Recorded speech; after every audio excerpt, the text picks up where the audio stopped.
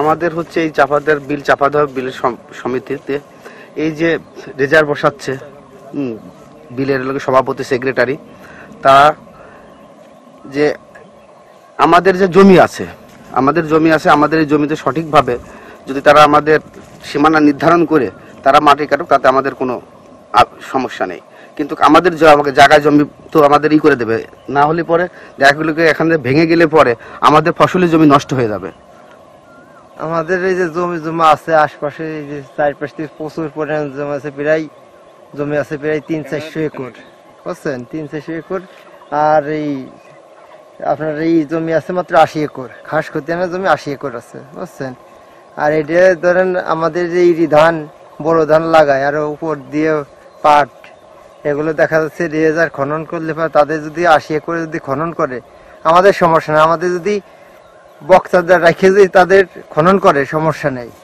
কিন্তু এরা সমিতি জবরদখল করে আর কি যে সেক্রেটারি, সভাপতি আর অন্যান্য ব্যক্তি সব জিনিস করতেছে, বুঝছেন। আমরা বাইদিবাস মানুষের মুখে শুনেছি যে সভাপতি, সেক্রেটারি আর এলাকার কিছু প্রভাবশালী ব্যক্তিবর্গ মিলে আর কি এই বালিটা উত্তোলন করতেছে। কিন্তু আমাদের যে জমিটা আছে, এই জমিতে তো ব্যাপক ক্ষতি হবে, ভাঙন ধরবে।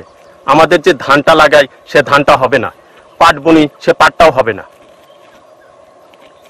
আমাদের এই যে বিলে জায়গা জমি আছে, বিলে 86 একরের মতো বিলের সরকারি জায়গা। এই যে 2000টা বইছে, এটাও আমাদের মালিকানা জায়গার ভিতর। তা আমাদের এত জমি, তারপরেও বিলের যে 86 একর, এতে তো আরো কৃষকদের ক্ষতি হবে, কৃষকের অনেক ক্ষতি হবে। এমনকি বিলের যে ড্রেজার বালি উত্তোলন করে বালি বিক্রি করতেছে, এই ড্রেজার বসানোর ক্ষেত্রে কৃষকের অনেক ক্ষতি হবে, ঠিক আছে।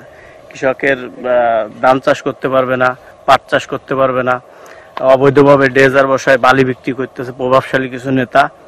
এই জন্য আমাদের এই অবৈধ ড্রেজার কাটা বন্ধ হোক।